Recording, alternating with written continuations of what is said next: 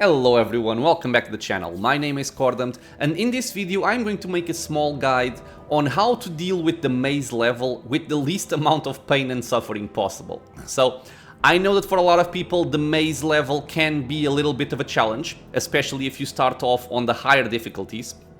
So, I'm going to show you guys how I do this if I want to have the least amount of trouble possible.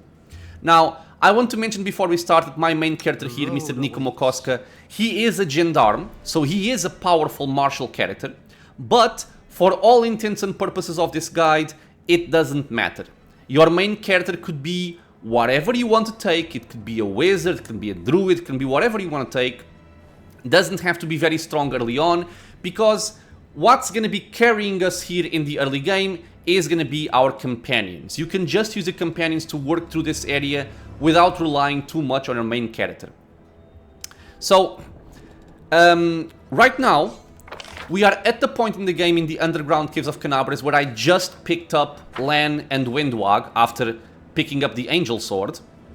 And you'll notice that currently all of my characters have leveled up. So we have reached this point at 2,557 experience, which, under normal circumstances, you might have gotten to this stage in the game and nobody has leveled up yet, and you don't have this amount of experience at this point. So, before we get into the actual builds, let me show you how we can get this amount of experience at this stage in the game. Okay, so I rewinded a little bit. Right now we are at the start of the game. We had just entered the underground caves of Canabres. My character, as you can see here, is level 1, 0 experience. And the way we try to maximize experience gains at this stage in the game is by working with some options here in the difficulty settings. So these two right here. Only active companions receive experience, and only skilled user receives skill check experience. This bottom one is not as important, but if you want to maximize as much as possible, this will also work in your favor. And this is the main thing we do to get experience. So let me explain first how this works. The way the game works, if you have this off, by the way, let me just turn this off actually. I think this is the default option. If you have this off, every time you gain experience, even though there is only a single character in the party, all experience you gain is divided by 6. Why? I don't really understand why they made it like this. I don't think it makes sense, but that's the way that the game works. So, you are essentially being robbed of experience at this point in the game. So, if you had 2 people in the party, it would still divide by 6. So, the way we quote-unquote fix this is by turning this on. So, if we have this on, if you only have 1 person in the party, 100% of the experience will go to that person. If you have 2 people, it's going to be 50%, 50%, and you get the idea from there on out. So, I'm going to show you guys exactly the difference here. So, with these options off, I'm going to speak with Sila here. Let me actually just turn down the voice volume.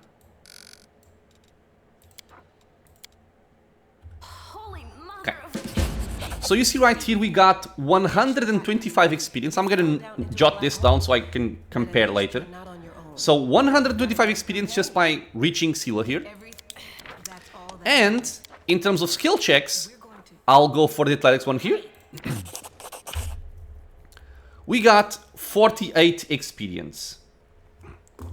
So this is essentially what you get at this point in the game just by speaking to Sila and saving Anevia. If we look at our character screen, we are currently at 173 experience points. And if we look at Sila, she has the same thing. So now, let's see what we can get if we have those options turned on. So we're gonna load the game. Difficulty options on, and exact same scenario. We get 750 experience instead of 125. That's all that matters. And on the skill check, we get 222 experience points instead of 48. So you can quickly understand how much more experience you get just by having those options on. Now, the one thing you have to pay attention to if you are doing this is I'm gonna keep those options on and I'm gonna press in dialogue here, which is where we're gonna recruit Sela. If we do this and we look, my main character is now at 1038 experience points. 1038 compared to the previous 173, which is a massive difference. This is over 50% of level 1. But if we look at Sela, she is at 0 experience, which is quite bad. We don't want this, right? So the way we fix this, and I'm gonna go back to the same scenario again, the way we fix this is by working with those options once more. So again, both of these are on. We're gonna go in, same scenario, get max experience again, but now, and for this you kind of need to have some idea of where exactly you are going to recruit the companions. That's a crucial part of this. So I know that when I press in dialogue here, I am going to recruit Sela.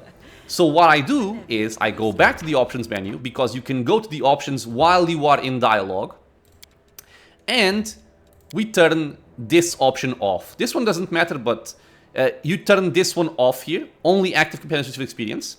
We apply, we save, now we press in dialogue, and now if you look, we have the same amount of experience, 1038, but Sela also has 1038. So the way to maximize experience is you want to have those options on every single time that you are playing without a full party, and when you are about to recruit a companion, you turn those options off for the recruitment. Once you are finished recruiting, you turn it back on, because again, the same reason. If we move up a little bit, I'm gone. We find another companion here, which is, and don't worry, I'm not going to go through the entire caves here. I'm just showing the example of the... Are you going to force me to... God damn it, okay. Follow my steps. I'm just showing the example of these two companions. So you find Camellia, you talk to her. You also get some experience just by speaking to her, which is greatly reduced if you don't have those options on. And right now, the same thing. Difficulty, turn this off, apply and save. Recruit. And let's check. 1413, 1413, 1413. So if you have those options on, any new companion you recruit will join the party with exactly the same experience that your main character has, which is very, very important in case you want to boost their experience as high as possible. So this is what you do. So you turn it back on after recruiting Camellia, and you keep playing with those options on all the way until you meet, once again, Lan and Wendwag. When you meet them, when you go to recruit them, the same thing, you turn it off, recruit them into your party, and they will join at the same amount of experience. And we are back where we began. So right now, as we noticed, I am currently at 2,557 experience points. Same thing on Sela, same thing on Camellia by following that exact explanation. And if you look at Lan and Wendwag, same amount of experience as well. So it works for them also. So, how do I build my characters if I want to have the least amount of trouble possible in the maze? We want to get somebody that will tank very, very well for us. Because the main thing you want to have to survive the maze is a very sturdy frontline, which is going to be able to stand in front of the enemies and tank them quite reliably. The way we do that is with animal companions. So this works for either Lan or Wendwag, you can pick whichever you prefer. And I typically go with Lan. And of course, this is assuming that you don't mind having Lan be built this way or Windwag that way. If you want to build them in a specific way that you have in mind, it's not going to work the same way, of course.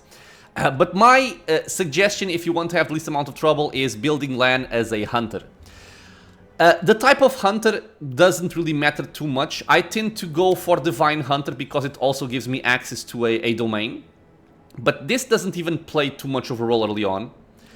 What matters here is that with Divine Hunter, you get an animal companion right at the start. So I'm going to ignore this for the most part. I typically go for Perception, Religion, Mobility. I like having somebody with Religion early on, because if you pick up a first aid kit and you need to remove some kind of disease, having somebody with Religion high is going to improve your chances of actually healing someone.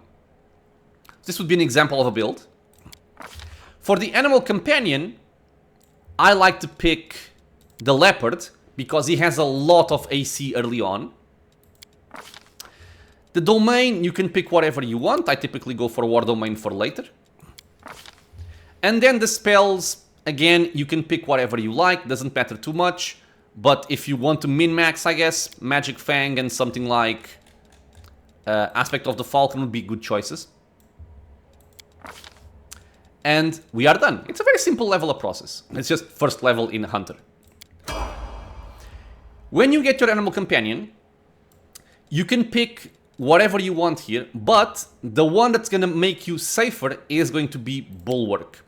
Especially if you are playing on Unfair. Bulwark is going to make a big difference. The reason why Bulwark makes such a big difference is because of this right here, Sturdy. The Bulwark gains damage reduction 2 against everything. At 4th level, and every 4 levels thereafter, it increases by 1.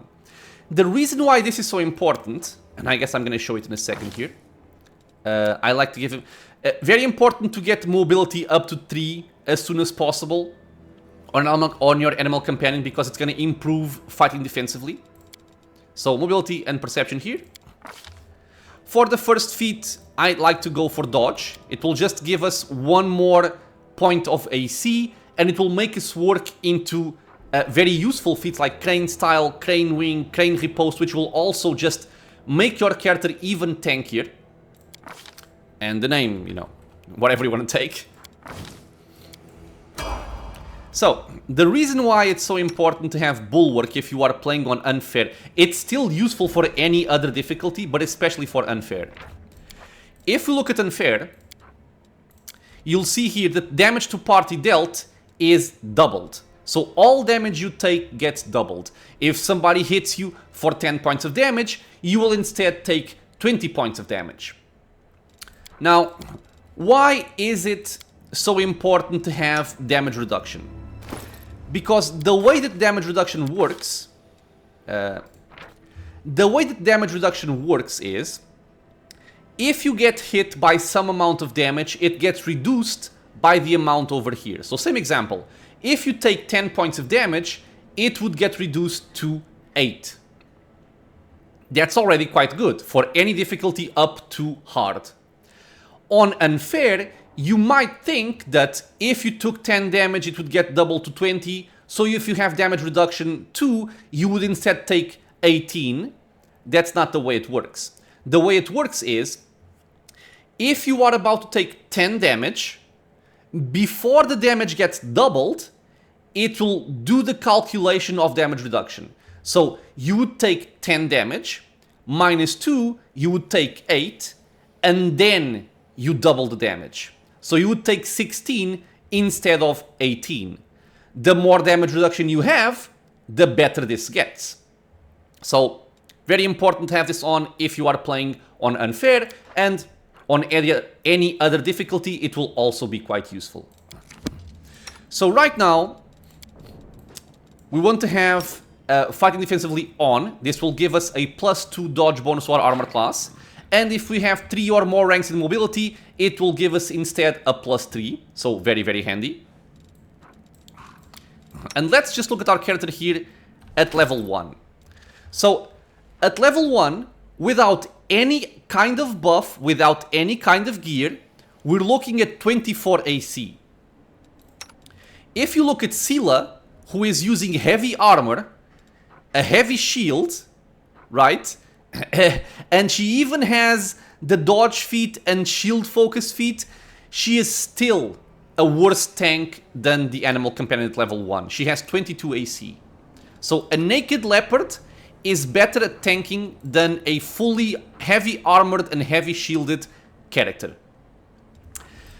What you can do after that is, by being a hunter, you have your animal aspect, and you can pick animal focus tiger.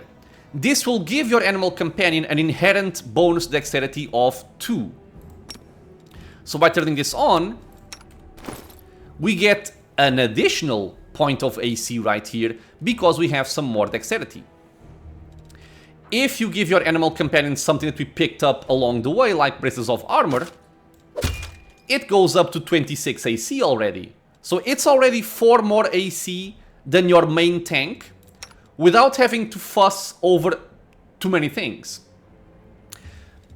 So if we get some other consumables as well, we can just increase this even higher. So just as it stands, level 1 with a single braces of armor +1, we're looking at 26 AC, while fighting defensively it goes up to 28 AC, which is already a very respectable amount of AC early on. Next steps. Scylla. You can build Scylla in pretty much any way you want. It's not going to make that much of a difference, but you do stand to benefit by getting your animal companion early on, because you can either get it Paladin level 5, which won't come until after you are done with the maze, or you can get it a little bit earlier. And if you want to be defensive again, or as well, you can go for something like Monk, and then picking Sohei. This will allow you to get, this part doesn't matter too much here, just pick whatever you like. You get to pick a horsey, which is quite good because it's a large animal companion, which means you can mount him right from the start. And from the Monk bonus feat, you can even pick Mounted Shield if you want to be extra defensive, which I'm gonna pick here just to show how defensive we can get. It's not mandatory, but it does help. So Mounted Shield, there we go. And same logic for the Animal Companion, we go for Bulwark for the extra damage reduction there. Mobility, very important. And then Dodge as well for more AC. Horsey. Okay, so right now, if you look, the horse is nowhere near as tanky as the leopard is gonna be. But if we mount him... Oops. If we mount him with Scylla, we can already see it improve up to 21, because we get a +3 from Mounted Shield. So Mounted Shield does help you out a lot in keeping your animal companion safe. So right now we have 2 extra bodies and capable tanks that not only are gonna hold the front line, they are also gonna be dishing out some damage to help you out. And something that might not be very obvious, they will also count as a character flanking the enemy. So if you have somebody mounted, like for example Scylla over here, if you just have Scylla attacking an enemy, that enemy is going to be counted as flanked, because both the horse and Scylla are attacking the same enemy. So it's also a bonus to your attack bonus while hitting the enemies. Next ingredient here, or next piece of the puzzle, I guess. Camellia, keeping her as a shaman. At level 2, we get access to another hex. So for the hexes, I think the best hexes you can pick early on are going to be Evil Eye. This will make things go faster because you can lower the AC of the enemies or lower their attack rolls if you want to be safer, or even lower their saving throws, which is, I guess this would be the... Sorry about the motorcycle outside. I would say this is the more offensive option out of the 2 here. And the next one is going to be Protective Luck. And I'm going to be picking this one because, again, I'm showing this as the safest way to do the maze. Protective Luck, what this does is, you can buff a creature for 1 round, but you can use this however many times you want. It doesn't take up a spell slot, you can just cast it at will. And whenever that buffed creature is targeted by an effect that requires an attack roll, including weapon attacks, the attacker must roll twice and take the worst result. This is very powerful. Because if you have somebody with a very high amount of AC, where sometimes the enemies need to roll a natural 20 to be able to hit, if you have to make them roll with disadvantage, because they have to roll twice and take the worst result, it's going to be a lot less likely to be that they will be able to actually hit your tank. So very, very powerful ability there. For the other two, it doesn't matter too much, because if you take clan, Wenduag won't join you. I think. At least I never take Wenduag with me, I always take clan. And the main character, you know, just do whatever you like. It does not matter too much. Okay, so I am gonna skip this first part of the caves, it's not gonna be very relevant. And I'm gonna join you again in front of the maze. And we are back. Sorry, I lied. We're not in front of the maze. Another very important part of preparing yourself for the maze is when you get to Neatholm, and before you rest or after you rest, you want to speak with this lady over here called Dira, which is a merchant, and we want to trade. So this is essentially what we picked up until this point, and I just configured this to sell all masterwork, non-magical and other things. I will just do bulk selling here. I will keep my masterwork light crossbow, because I like using Camellia as a ranged character, but you don't need it. So everything you don't need, you sell. You do not want to hoard this stuff. You sell everything you don't need. And we're gonna pick up some important things over here on this merchant. So I already have them down here for ease of use. They will be in other places when you get here. But we want all potions of mage armor. We want a potion of protection from evil, protection from chaos. We want as many cure light wounds potions as possible. In this case, I think we can purchase them all. Yeah, we can. And I also take some scrolls of bless, because why not? Bless can help you out. It doesn't cost us much. Even a quiver of cold iron ammunition is going to be useful. So I am picking up potions of mage armor to buff our animal companions. Protection from evil and protection from chaos, the same reason. It will give us a bonus to deflection as well. Healing, for obvious reason, we want to heal our characters. Bless to buff for some more difficult fights. And then a quiver of cold iron ammunition just to help out when we're gonna fight some demons in the maze section.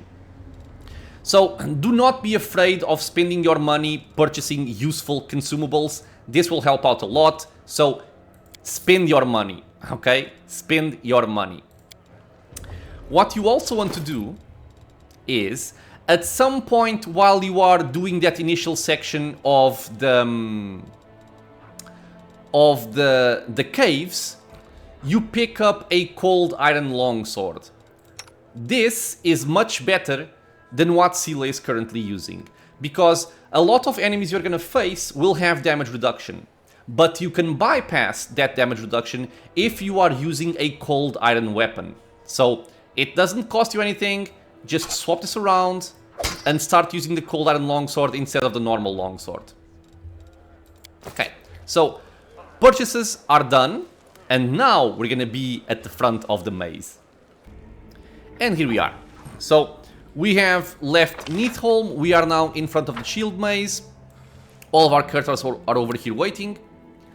Let's go in and check out what we can do with this. So first thing you want to do, before anything else, you want to assign your formation.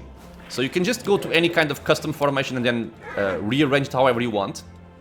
And what I'm currently doing is, I want my leopard in the front, because it's my highest AC character.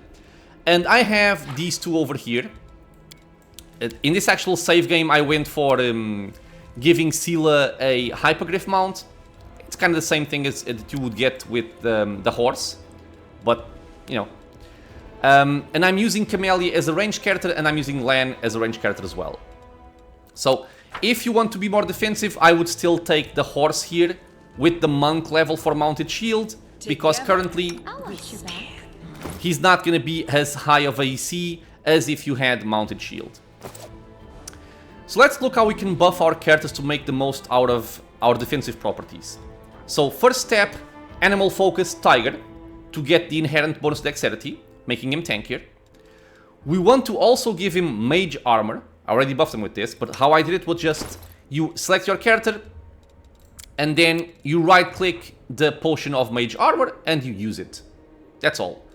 And what this does is an invisible but tangible field of force surrounds the subject of a mage armor spell, providing a +4 armor bonus to AC. So armor bonus does not stack with the armor bonus from a piece of armor. But if the character is unarmored, it does work. So currently our AC is looking like this. We have +1 from size, because he's a small animal companion, or medium. We have a +7 from dexterity. We have a +4 from potion of mage armor. We have a +2 from the animal companion level bonus. It's just level 1, but you still get it. Natural armor, just by itself, +4, and then +1 from the dodge feat. So right now he is at 29 AC, which means 31 AC while fighting defensively. It is a very nice buff. And the same thing you can do for the animal companion of Scylla. So we can just go over here, use the potion of mage armor, and we get an additional level, we get an additional 4 to our armor class just by drinking this potion. Naturally, if your main character or if anybody you multi-classed has access to arcane magic, you can just cast mage armor from a wizard. It will also work, obviously. Since we don't, we have to use consumables. So let's just take a look at the fight here, just so we can see what we're dealing with. Thanks, Lan. You're so awesome, Lan. And I want to try and Let's head out. aim for him. Okay, so I'm gonna set this on unfair, just so we can see exactly how it would work in terms of the attack rolls and AC and all those things. And one thing I also want to mention, if you are playing on unfair especially, is you want to be very careful about enemy spellcasters, because something they like to cast early on is Magic Missile, and Magic Missile does not miss. So if they target your animal companion, it will hit, always. And at level 1, you don't really have that much amount of HP. So on unfair, damage gets doubled, so if you take a Magic Missile, your animal companion will just die. So if you see a spellcaster, he will always be your priority target to kill. So what we do here is we simply charge him and try to kill him as quickly as possible. Let's make sure we have this on, always, on animal companions, be tanky. Well, And you two also shoot You've him. crossed the wrong mongrel. And actually Camellia can give protective luck to our kitty. Okay, very important, he's dead. Another one over there. Not ideal, but... yeah, so 12 damage, kitty goes down. But let's not worry, he comes back.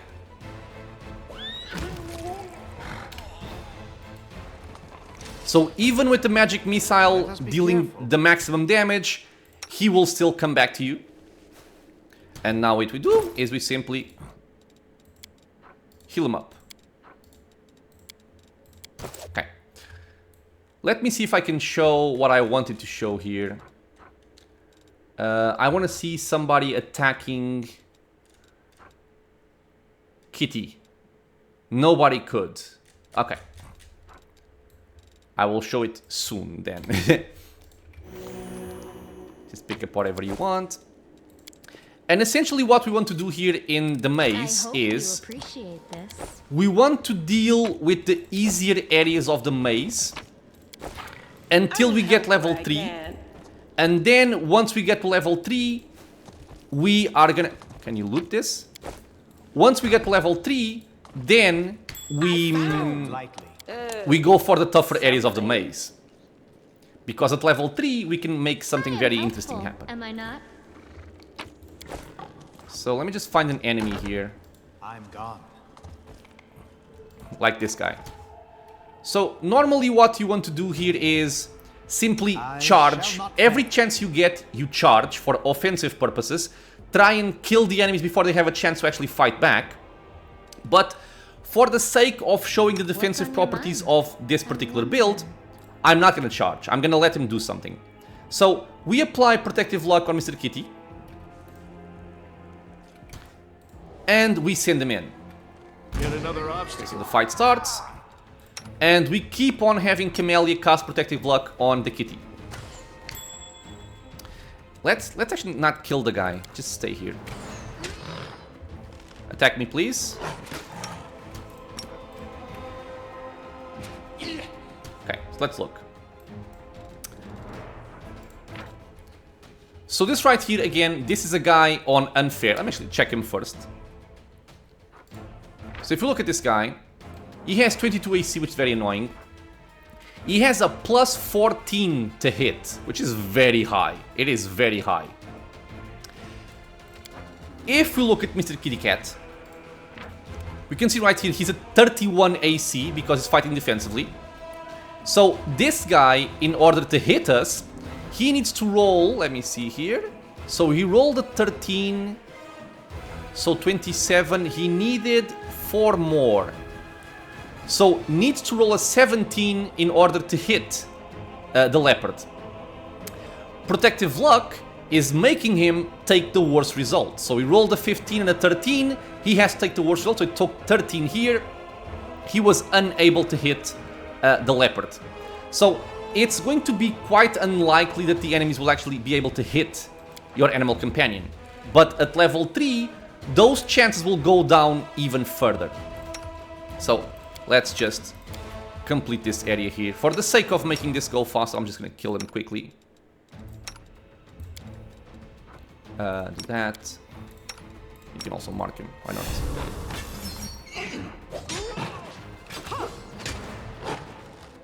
Kitty Cat still safe. You do not want to forget to buff with Protective Luck though. Because if you do... if you do, he might roll high and actually hit your animal companion. So yeah, this is me forgetting to buff with Protective Luck. That's what happens. Enemies may still roll 19-19 or 20-20. It can happen, but it's much less likely. But I guess it's a good example of why you should not forget to buff with Protective Luck. Kitty Cat, I'm sorry. I should have buffed you properly. Okay, so to not make this video go on very, very long, what I'm gonna say is you want to do this type of procedure all the way until you pick up level 3. So you want to pick the easy fights, and I guess you can learn what the easy fights are after you've played the maze a couple of times. And avoid the general harder fights. And let's take a look at what we can do once we reach level 3. And I am back. So let me just show you what I did here. So this was the first area that we cleared out. Then we came over here and cleared out this guy. And the other simple fights I did was this one here, which is kind of mandatory. I left the guy in here for later. Whoops. Because he does have a higher amount of AC than normal. I'll leave him for later. I did this fight over here as well. But you don't really need to do this fight early on. And the best way you can do this fight, by the way, is just having somebody lure the enemies over here and choke them out and then just kill them over there. But I didn't need to do that one. I can leave that one for later as well. Then we came down. Down, down, down, down, down. We cleared out the enemies over here. Very easy ones. We leave these ones for later. These are dangerous. clear out the ones over here also. Very simple. And then we fight the Hand of Ozila over here. This one can be a little bit more dangerous, but it does lead us into an important spot. So right now, I'm sitting at 4,983 experience, which is why I say that some of those fights in the back we could have left for later. And we are just in front of a very iconic enemy here. I'm gone. Let us Let me just bide dismount our here. time. And dismount as well. No, this No one. reason to Dismount. pause. Which is the water elemental. This is a free way to get a nice chunk of experience early on. And how we do this is, we take all of our characters and we press hold position. We don't want anybody to move when they are not supposed to move, especially melee characters. We don't want melee characters to be standing in front of the water elemental, because it can do a lot of damage. With every character you have, you want to have them equip a ranged weapon. Okay, so I have a longbow, she has a heavy crossbow, she has a masterwork light crossbow, he also has a longbow, and the animal companions have nothing special. Follow my And what we do is, we take an animal companion, a small one. The big bird does not work, he's gonna get murdered. But someone like the leopard, you can take the leopard, and you can just do this. You take the aggro of the water elemental, and you have these two tables over here. And you know, this is not the most honorable way to fight, but if you want to fight this guy on Last Azlanti legitimately, you're probably gonna have a bad time. So this is the way I do it. Mr. Kitty is gonna basically circle around this area, while everybody else is shooting from afar. So we all just Won't shoot, survive me. and he will always just chase after the kitty cat here. So as long as you keep moving, you will be safe, and eventually, after a while, he is going to go down to damage from the arrows. It does take a while, as you can see. If you also want to speed, well, maybe not speed this up, but something you can also do is, you also have Divine Zap, which is gonna deal some tiny damage. It targets touch, and I think this doesn't even target, right? This is just gonna land I'll cut you wide open. to deal some guaranteed damage. Although, again, it will take some time to get it done. Camellia, go for it. The spirits demand your blood.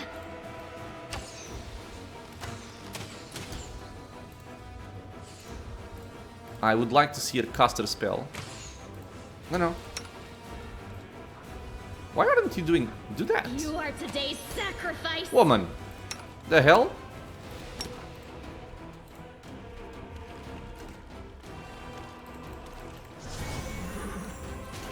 Although I think this might be a little bit risky because Camellia is going to be a bit closer. But it does deal some more guaranteed damage, I suppose. To the fray. But yeah, you will take your time over here, dancing around, until eventually he goes down. And trust me, this works. It just takes a while. Just have to keep on dancing, never let him get too close to the animal companion. And I'm not gonna make you suffer through all of this. Again, on unfair especially, it's gonna take even longer. So I'm just gonna pause the video, I'm gonna kill the guy and come back after he's dead. Also, sometimes, if you are able to dance with the animal companion like this, kind of, you can even make him just stay in one spot. Like that. Although, it's not very easy to guarantee this. And we are back. So yeah, after a while, he does end up dying. And I guess Divine Zap does help out in dealing some guaranteed damage. But Len usually is the one that deals the most damage out of this. So yeah, it does take a while, he goes down, and he will give you 238 experience points, assuming you are playing with this option over here turned on. So with that, we are able to level up our companions here. So let's look at what we can do with our level ups. So on Sela, you can go for whatever you want. You can just continue leveling up in Paladin. If you went for what I said previously, which is instead of going for this one, going for the Monk Sohei, I would just continue going in Paladin. No big deal. But what you typically want to pick is going to be Boon Companion. Now, just to mention this, if you are planning on going pretty much pure class Paladin with a single level in Monk Sohei, you don't need Boon Companion. Okay? The only reason why Boon Companion will help out is because the Animal Companion progression in Paladin only starts at level 5. So up until, level 5 Paladin. So until level 6, which is where you get your 5th level in Paladin, you are going to be playing with a level 1 Animal Companion, which is not the best thing ever. If you want to tough it out to save a feat, don't take Boon Companion, but since this is a guide for how to deal with the maze the easiest way possible, or the safest way possible, Boon Companion will make sure that your Animal Companion is going to be playing at your level until you get your 5th level in Paladin, which will play a big role. Because again, we're currently looking at 7 HP, level 1 Animal Companion. If we take Boon Companion though,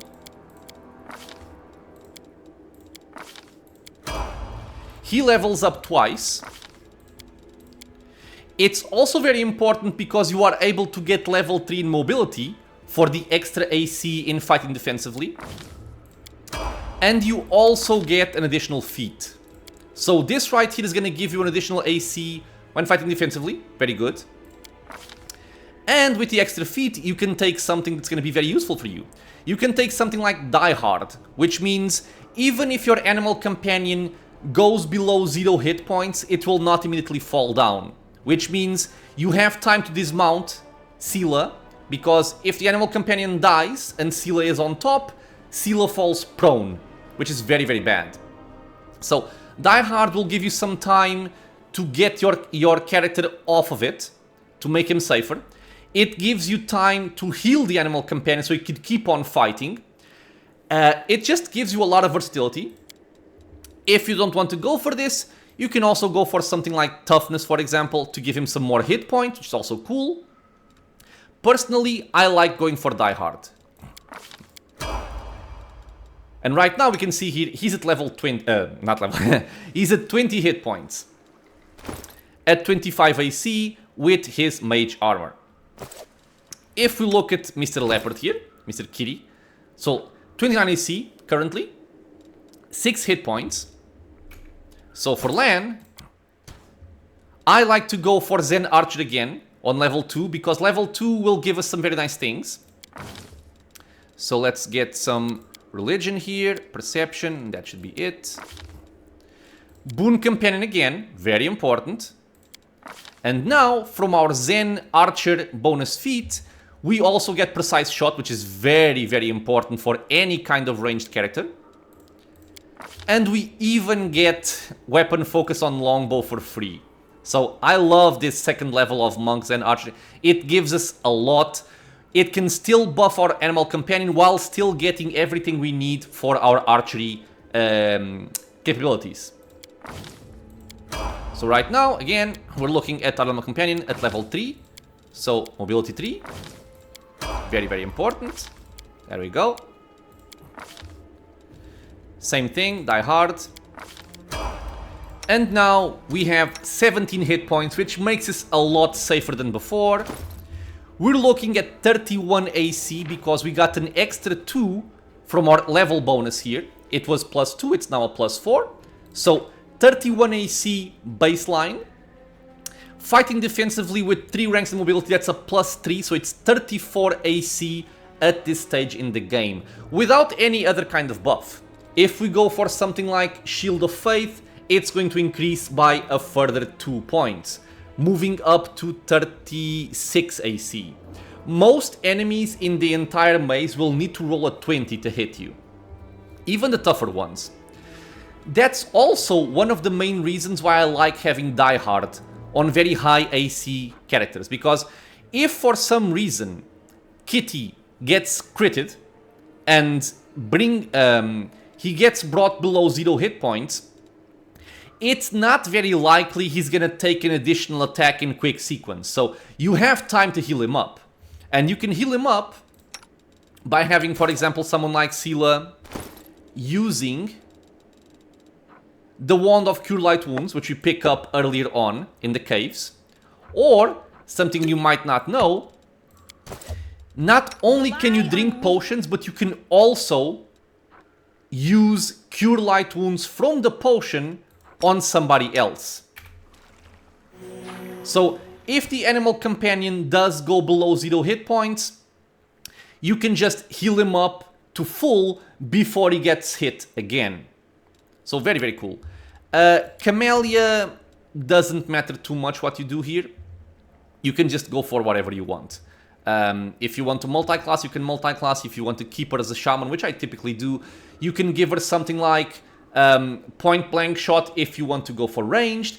If you want to go for melee, you can go for something else like, for example, let me see. Do I already have this? What's the name? Grace. Ah, not yet. Need one weapon focus. So you could go for weapon focus on, for example, the rapier to get fencing grace later on. Or, you know, just whatever you want. It doesn't matter too much for the maze anymore. The main thing about the maze on Camellia is Protective Luck or Evil Eye. So there you have it. This is the way I like to build my characters to have the easiest time on the maze, with, you know, the bonus of how to kill the water elemental without having any issues, which will also give you a nice boost in experience. From this point onward, with level 3 animal companions, with having access to Protective Luck, and mage armor potions, potions of faith. Oh, what am I saying? No, you do want level 3 in shaman here. I'm dumb, sorry. The reason why you want level 3 is because you get access to level 2 spells. By having level 2 spells, you gain access to Bone Fists, and you also gain access to Bark Skin, which will also be very important for your animal companion. So let me just get my spells back here. Okay, I'm back. I did some magic here to get my spells back. Worry not about that. It's just to show how this works. So currently, we have access to Bark Skin, we have access to Bone Fists also. So Bark Skin will give you a +2 enhancement bonus to the creature's existing natural armor bonus. So currently, Mr. Kitty Cat, with Tiger Focus and Mage Armor, is at 31 AC. If I give him Bark Skin,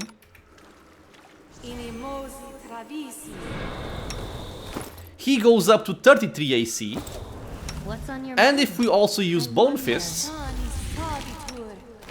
he goes up to 34 AC.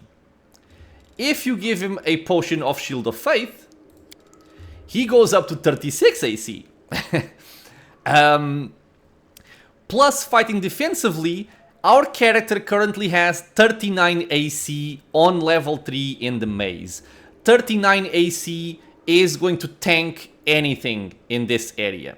Now, of course, I'm not gonna tell you to buff with Shield of Faith or Bone Fists for the majority of the maze area. For the majority of fights, you don't need such a high amount of AC. I would save these for when you face like the tougher opponents. For example, the Mongrel Berserkers are a good target for it. When you go to fight Hozilla at the end of the maze, having these up is also very good. Also to note, if you have spent your potions of Shield of Faith, your potions of protection from evil or protection from chaos will also work against a lot of the enemies here, because most of them are chaotic evil. And it will do basically the same thing as Shield of Faith. It will also give you a +2 deflection bonus to AC. Even if it doesn't show here, it will still work in combat, because it only works against evil opponents. That's why it doesn't show over here. But yeah, if you want to buff further, you can even buff with Bear's Endurance to give him some more hit points. You can buff with a Scroll of Prayer or a Scroll of Bless for extra combat abilities. You have some options, but yeah, the main thing is having our Leopard over here being as tanky as possible, and this is how I do it. With that, my friends, I am gonna finish up this video. I hope it was helpful. If you have any questions about anything that I'm doing here, any of the buffs I'm using, anything at all, leave a comment below, I'll try to help out. But this is just a way that you can do the maze, and as you saw, my main character doesn't even play much of a role here, because my main character can't really buff anybody else. So this is coming from consumables, from the Hunter class, and from Camellia also. With that, I hope you guys enjoyed this video. As always, questions, suggestions, leave a comment below. If you are enjoying this kind of content, feel free to subscribe. It's a free and easy way to support the channel, and many more videos are coming out soon. You also have my full playthrough going on at the same time, in case you want to check out how I dealt with the maze area or any other type of area in the game. And I hope to see you all in the next episode. Until then, stay safe, everyone.